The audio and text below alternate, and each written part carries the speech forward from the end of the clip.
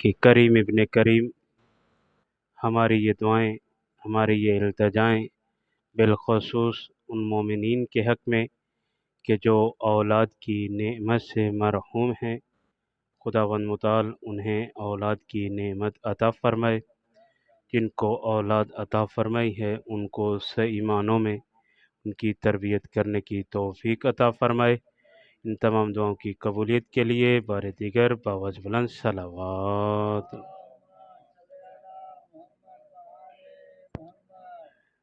اعوذ باللہ من الشیطان الرجیم، بسم اللہ الرحمن الرحیم، الحمد للہ رب العالمین، والعاقبۃ للمتقین، الصلاۃ والسلام علی اشرف الانبیاء والمرسلین، ولعنۃ اللہ علی اعدائہم اجمعین من یوم الی قیام یوم الدین۔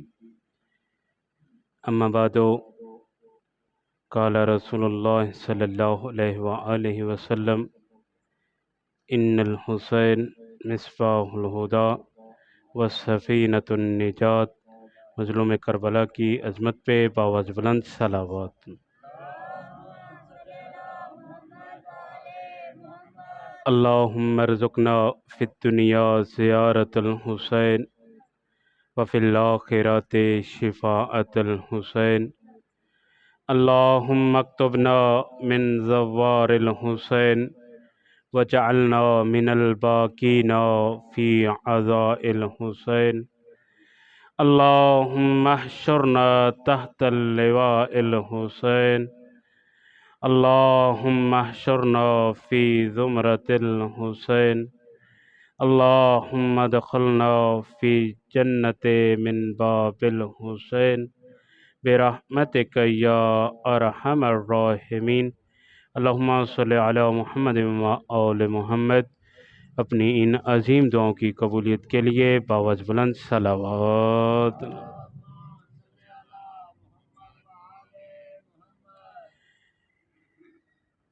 خالق و مالک کا احسان ہے کہ جس نے ہمیں شبیر کا عزادار بنایا ہے، غدار نہیں بنایا۔ لاکھوں سجدے اس کاتب تقدیر ذات کو کہ جس نے ہماری تقدیر کے صفحات پر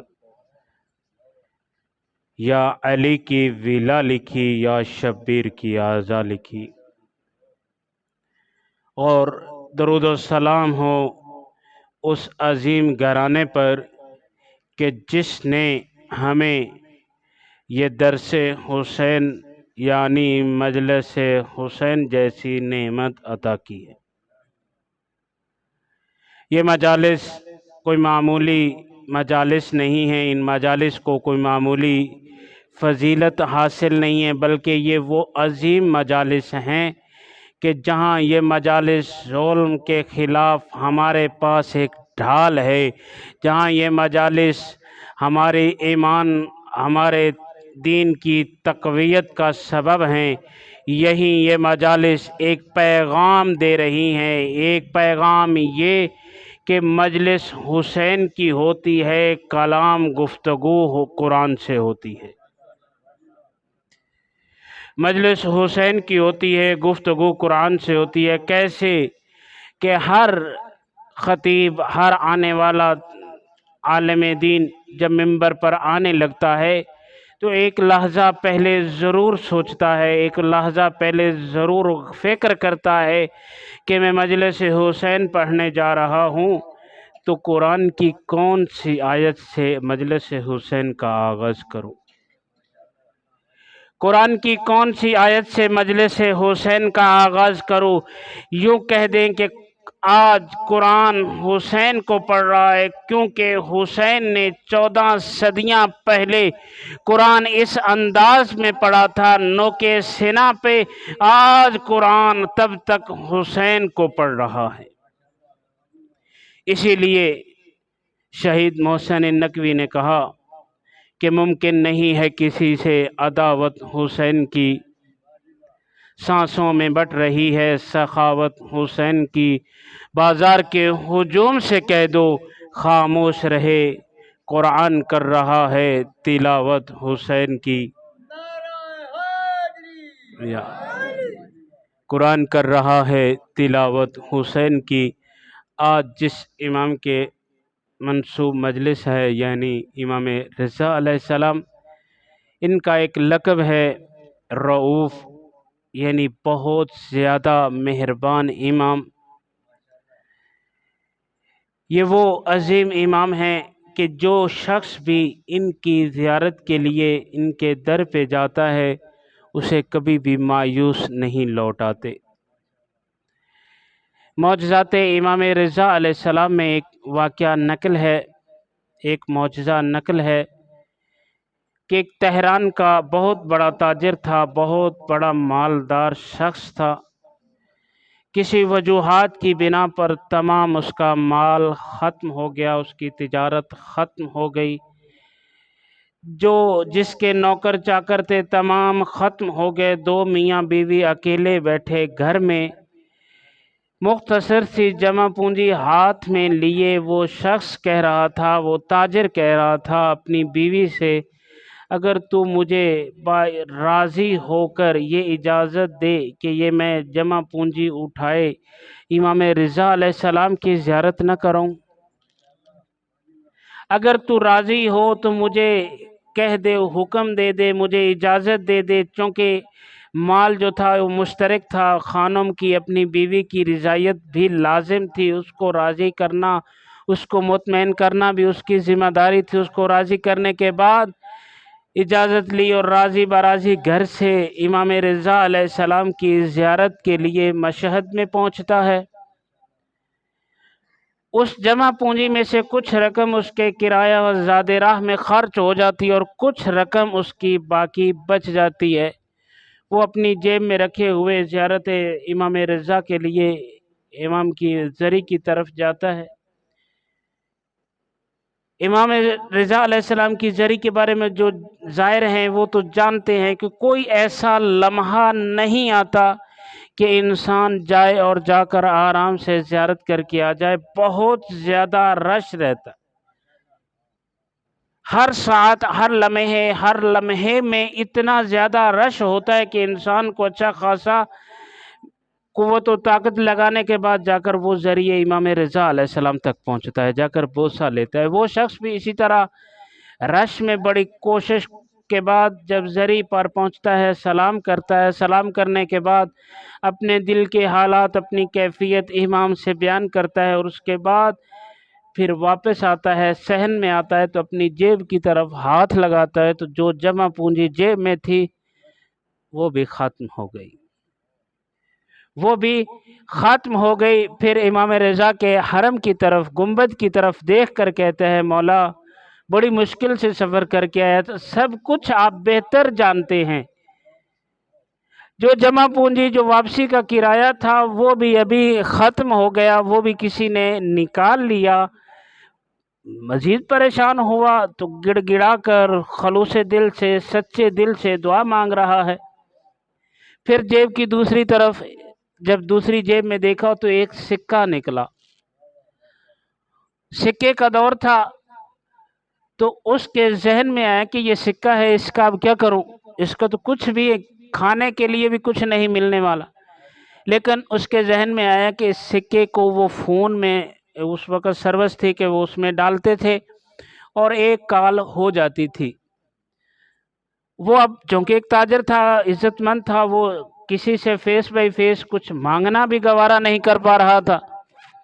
اس نے کہا کہ یوں کرتا ہوں، یہ سکہ اس فون میں ڈالوں گا، کسی کو کال ملا دوں گا، اس کو اپنی کیفیت، اپنی صورت حال بیان کروں گا، اگر ممکن ہوا تو مشکل حل ہو جائے گی، نہیں تو اپنی عزت تو کسی کے سامنے یوں خراب نہیں ہونے دیتا۔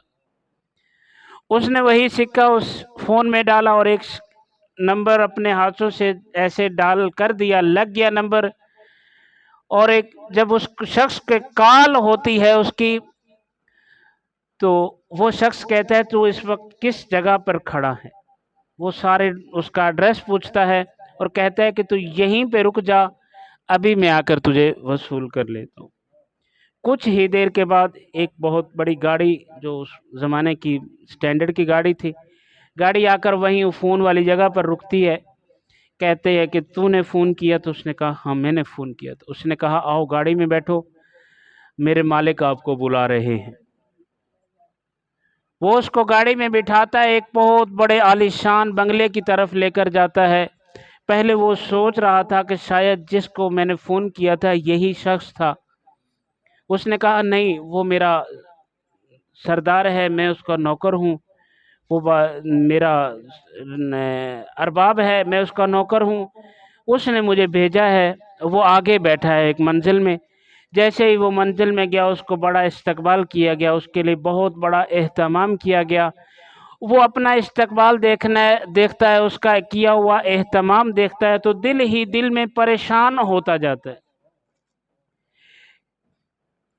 जब उसको तरह तरह के खाने खिलाए जाते हैं, उसका एहतमाम किया जाता है, उसको अच्छे लिबास पहनाए जाते हैं, तोहफे तोहफ़ दिए जाते हैं, तो वो जो शख्स था जिसको इसने कॉल की थी वो आकर उसके पास बैठता है और आकर कहता है कि अब बता तेरी क्या मुश्किल है। उसने कहा कि नहीं, मेरी मुश्किल यही है कि मेरे पास जो जमा पूंजी थी वो ज़ाय हो गई, ख़त्म हो गई, तो अब मैं तेहरान का रहने वाला हूँ, मुझे ज़्यादा राह चाहिए ताकि मैं तब तक पहुँच जाऊँ। उसने कहा ये तो आपको मिल जाएगा, और क्या आपकी हसरत है, क्या हसरत लेकर तू यहाँ पर आया था? उसने कहा था हसरत वो तो खुद इमाम बेहतर जानते हैं। उसने कहा कि वो इमाम ने मुझे अभी ख्वाब में बतलाया। वो शख्स कहता है कि आपको इमाम ने क्या बतलाया? उसने कहा कि हाँ, कुछ अरसा पहले मेरा एक बेटा था, इकलौता बेटा था। मैंने ये मन्नत मानी थी कि मेरा ये बेटा सेहत याब हो जाए तो मैं इमाम के एक ज़ायर की खिदमत करूँगा, इमाम के किसी ज़ायर की मुश्किल आसान करूँगा। फिर मेरा बेटा तंदुरुस्त हो गया, सेहत याब हो गया, मुझे ये अपनी मन्नत जो थी ये भूल गई। आज मैं सो रहा था, आराम कर रहा था कि मुझे ख्वाब में इमाम मिले और कहा कि वो तेरा किया हुआ वादा वफा करने का आज मौका आ चुका है, तेरा वो वादा वफा करने का मौका आ चुका है। और फिर उसी ही लम्हे में आपकी कॉल आ जाती है और फिर वो शख्स ने सारे खुल कर उससे वो बात बयान की थी कि इस तरह मैं एक ताजर था, मेरा इतना मालो दौलत था, मेरे इतनी मालो फैक्ट्रियां थी, वो किसी वजह से नाकाम हो गई, ख़राब हो गई। उस शख्स ने उसको वो जो कुछ उसका ज़ाया हुआ था उससे दुगना देकर उसको कहा कि जाओ अब इमाम से मेरा सलाम कहना। और वो शख्स आता है और आकर फिर रोता हुआ इमाम की बारगाह में कहता है कि मौला, इस कदर मेहरबान ये इमाम का लक जो था रऊफ़, ये फ़कत मैंने सुना था, महसूस नहीं किया था। मौला किस कदर मेहरबान हैं आप, किस कदर रऊफ़ हैं आप कि आज आपने मेरी ये मुश्किल आसान कर दी।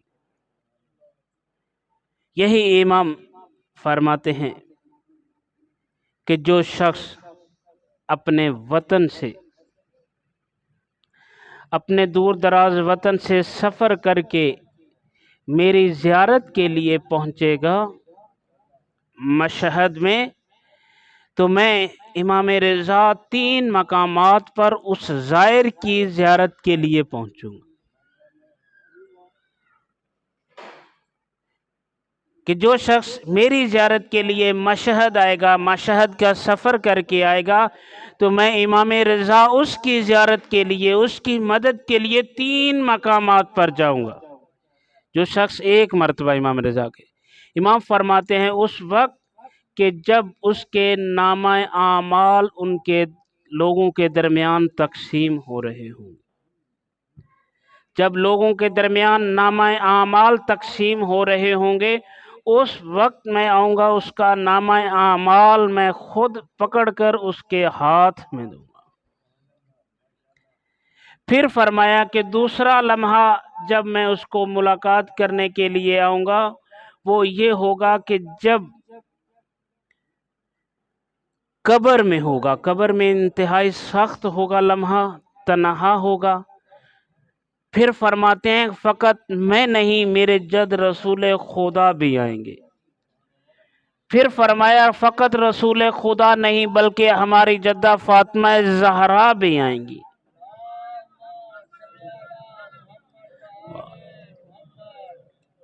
اپنی حاجات کی برابری کے لیے سب مل کر بآواز بلند صلوات۔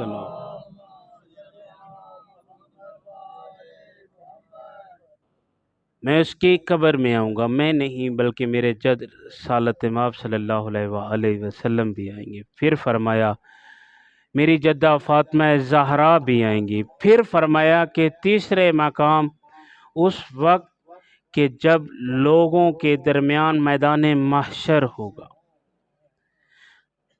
جب کوئی کسی کا پرسان حال نہیں ہوگا، جب کوئی کسی کا پوچھنے والا نہیں ہوگا، اس وقت میں اپنے زائر کے پاس جاؤں گا، اس کی تسلی کا سبب بنوں گا۔ یہ وہ مہربان امام ہیں۔ ان امام کا ایک لقب ہے غریب الغرباء۔ غریب الغرباء اسے کہا جاتا ہے جو وطن سے دور ہو، غربت کے عالم میں ہو اور موت آ جائے۔